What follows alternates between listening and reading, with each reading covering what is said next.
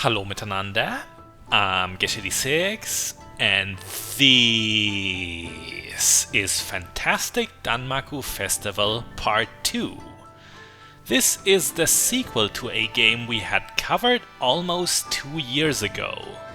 Fantastic Danmaku Festival 1 was a Danmaku shoot-'em-up that rivaled the official games in quality and looked exceptionally good in the graphics department too. Will this sequel live up to the high expectations this has built? Or do we have a black sheep on our hands, a franchise killer even? Hopefully not, yet we will know shortly.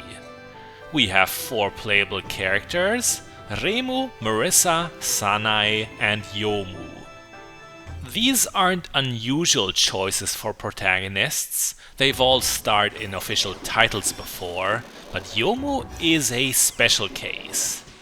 See, Fantastic Danmaku Festival 2 reimagines Perfect Cherry Blossom, the Samurai Gardener's debut game. I've skipped us ahead to stage 5, as I do for these videos, so this should have been Yomu's entrance as a villain. Now that she's switched sides to the good guys, in our eyes at least, someone must have taken her place. I wonder who. Just then we had a cherry shield. It has unfortunately run out.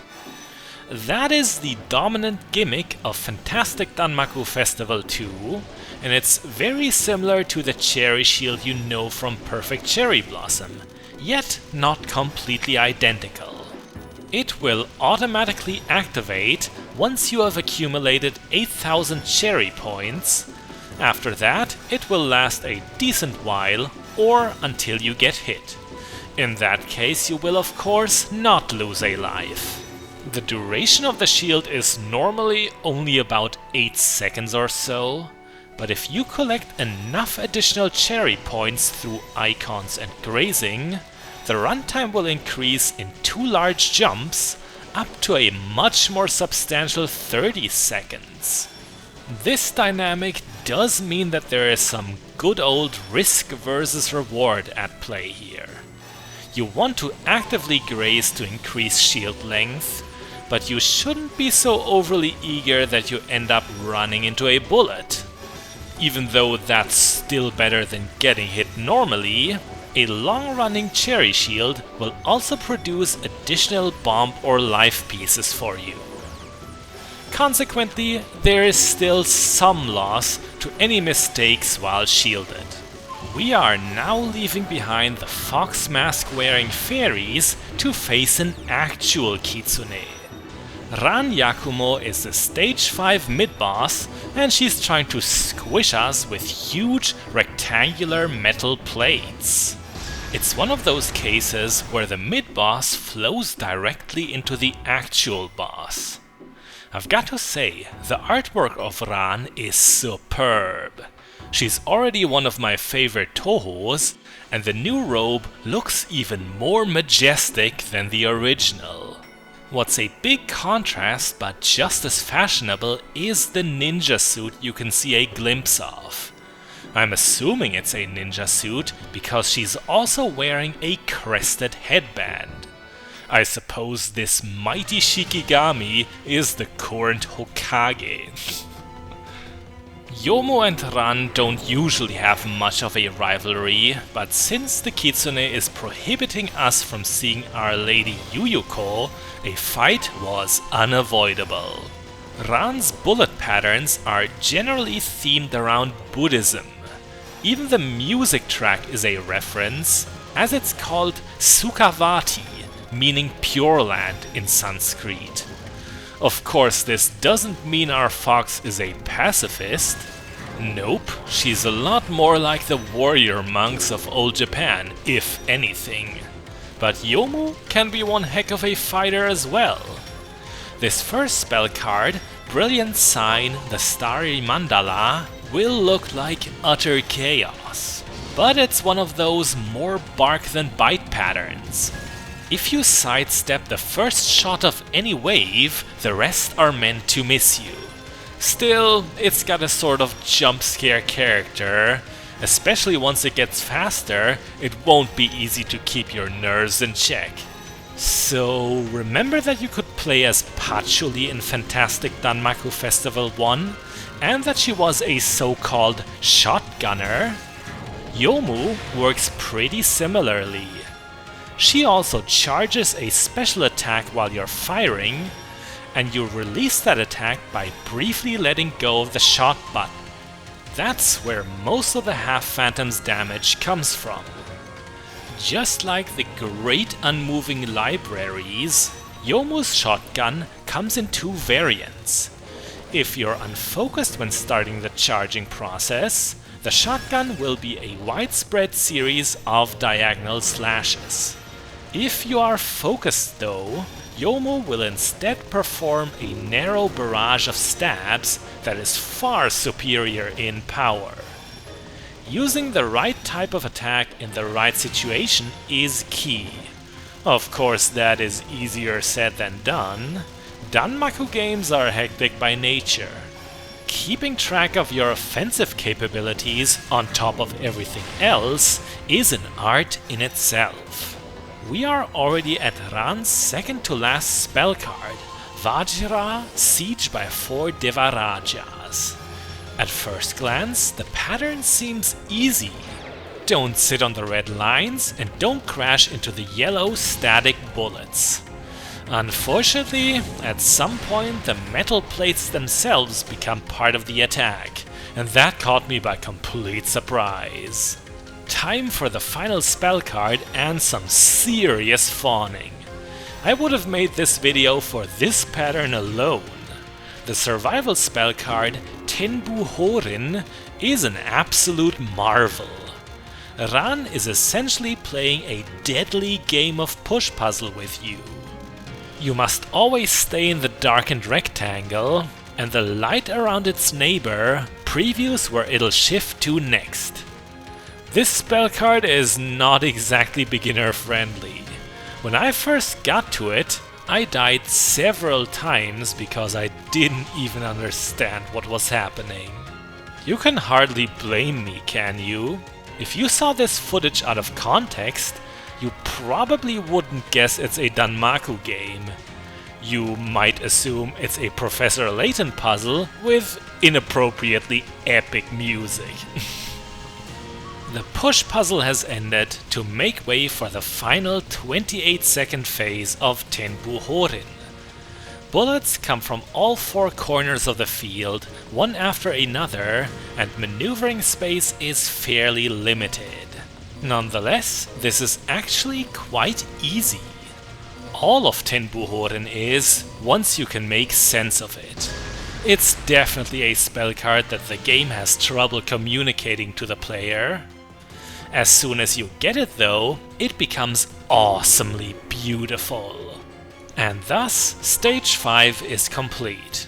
Our next destination will be the Netherworld, but you'll find it to be looking a lot more cheerful than usual. Yuyuko is throwing a grand, lavish festival. The mystery of this event, and why Yomu of all people was not invited, makes up the story of this game. The levels started tame, but now there are so many bullets. They are legion, but also very slow, making them enticing to be grazed to get the next cherry shield. Out of 3 cherry shields, the first 2 will grant bomb pieces, whereas the third will provide life pieces. If you want to maximize extra lives, you have the option to detonate the cherry shields with bomb pieces prematurely. Of course, that also means you'll be shielded much shorter in total. Now who's this? Like its predecessor, Fantastic Danmaku Festival 2 introduces an OC. This is the White Owl Demon, Heap. The special thing is that Heap is a boy.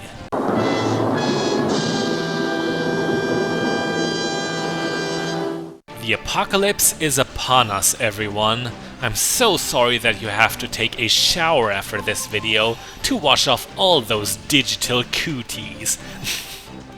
This spell card, Virginal White Fairy Tale, is much nastier than it looks. That death was no extraordinary blunder. The way these hopping sheep move is seriously hard to process. I very rarely capture that one. Just like Nyx or the previous game, Heap substitutes the stage 1 mid-boss and boss, cutting Cherno and Letty out of this reimagining. Apart from that, there are also no Prism River sisters. Lily White has taken over all of stage 4 and unfortunately has dialogue. You know me, I'd prefer it if she just squeaked. At the end of a jolly procession of undead, lamp-carrying maidens arrives the queen of the festival, as well as the whole Netherworld, Yuyuko Saigyoji. Her offense isn't actually partying hard to the excessive scale we just witnessed, but stealing the power of spring to accomplish this. Yomu's wits are as sharp as her swords, as she can instantly tell there is something wrong with her lady, that she isn't fully herself. It's unlike her to not learn from her past mistakes. Her new fashion is certainly no mistake. I really like Yuyuko's mixing of traditional Japanese and Southern belle. The artwork in general has greatly improved from Fantastic Danmaku Festival 1. It was serviceable back then, but still noticeably behind the already excellent visual effects and sprite work. As an example for the latter, keep a lookout for how Yuyuko spins during the big final fight that's about to erupt. She is going to pull out some tricks you do not know from Perfect Cherry Blossom. Still, the tension isn't too high yet. How can it be when we have 6 whole lives left? That's actually more than we started the video with. Off camera, I didn't have an especially good early game. You know, that's actually a bit of an oddity with games developed by Team Makuka Sai. They have very short warm-up phases, way shorter than Zun's, but don't get that much more difficult towards the end. It might sound crazy, but stage 2 could be my weak point. You don't get nearly as many cherry shields that early on, and this makes quite the difference when you're up against someone like Chen. Don't be fooled. She may look all cutesy on the game's background banner there, but as a boss, she's ferocious. At this rate, the little kitty will take Ninja Ran's position. She'll become the Hokage one day, believe it! Let's shift our attention back to the battle. The first few patterns were self-explanatory, but the stakes are getting higher. Lost Homeland, Forgotten Yagasuri, has strings of arrow-shaped bullets traveling only on visible lines. Those are the referenced Yagasuri, and they're our smallest problem. The festival globes have no movement restrictions and may come in ridiculous sizes. It's by no means an easy spell card, but the Cherry Shield allowed us to be as bold as we needed to be for a capture. Only to have a brain fart right after. Oh man. If you do get hit with an active Cherry Shield, you'll make a lot less points, and of course fail any spell card capture, yet you'll still collect the bomb or life pieces currently carried by the shield. A word on some of Yuyuko's bullets. The paper windmills are dangerous, not too fast but erratic. They change direction as the wind blows. Endgame, Garakuta Hell is a spell card that could be right out of a horror movie. It features iconic Daruma dolls, but with creepy skeletal faces. We unfortunately bump through the pattern early on and therefore see little of it. The idea of Daruma dolls is that they're shaped and weighted in a way that always forces them to sit back up if knocked over. I remember an urban legend that says if a Daruma stays fallen, it means you're cursed. Ooh. Usually, the spell card isn't too challenging, and neither is the one we're on now. Just in general, Fantastic Danmaku Festival 2 is one of the easier fan game shoot-em-ups I've played. My first normal mode 1cc as Reimu came very quickly. I think it is a very good recommendation for genre novices, as it's definitely less demanding than any official games, yet also never gets boring. As this spell card, Seduction Soul Eclosion, started, it greeted us with huge letters reading "Take back your soul." That's because it's anything but self-explanatory, yet also really cool and imaginative. Whenever a white ring forms around your character, Yuyuko will vacuum up your spirit towards her. You have to chase after and touch it before the hungry ghost chows down your very essence. If that happens, you will lose a life even if you're currently bombing. It's a great exercise for keeping precision under pressure, and I awarded the silver medal just behind Tenbu Horin. On to a survival spell card. Cherry Garden of Saigyoji mimics the Tree of Death growing from underneath you and then blooming. Even though it only lasts 38 seconds and doesn't even have a quick pace, it somehow wrestled 2 lives from us. That is the absolute low point of the recording. I just can't help having those. It's the Let's Player's curse. The clock strikes 0 and Yuyuko explodes. I guess the Netherworld is without management now. Maybe Yomu should apply for the position. Yeah. Oh, who am I kidding? Of course it isn't over. When you have Yuyuko as a final boss in your game, it is practically expected of her to rise once more. Anything less would be a disgrace. Finale, Full-Blown Cherry Feast still isn't the spell card you would expect it to be. This is no variant of Resurrection Butterfly, but a much more traditional showdown. We have a long timer and a massive health bar, as well as the trait that the pattern evolves as it goes on. There's also another typical trope. Our spooky opponent is immune to bombs. Because of that, I don't recommend you attempt to save yourself over the countdown. Try and stay centered and keep that damage up. Since our run is coming to a close, let's review. How does Fantastic Danmaku Festival 2 fare? I'd say really well. It keeps the strengths of its predecessor and then adds some more.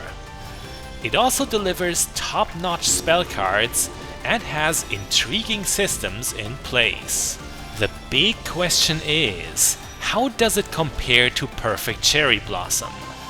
Fantastic Danmaku Festival 1 only had to contend with the embodiment of Scarlet Devil. While that's a very good game and the introduction to Toho for many, most agree it has aged. Reimagining Perfect Cherry Blossom is a different beast, as it's the fans' darling, an absolute evergreen. Or an everpink, because, you know, that's the color of cherry tree foliage in spring, I guess. Anyway, Fantastic Danmaku Festival 2 does not obsolete Perfect Cherry Blossom, but I argue it is worthy of it. And that concludes our 1 credit clear on normal. The run had its ups and downs, but as we saw, it was the highest score I've ever had as Yomu. We did well overall, I shouldn't be a snob about it. I'm Gesh86, this was Fantastic Danmaku Festival 2, bis bald!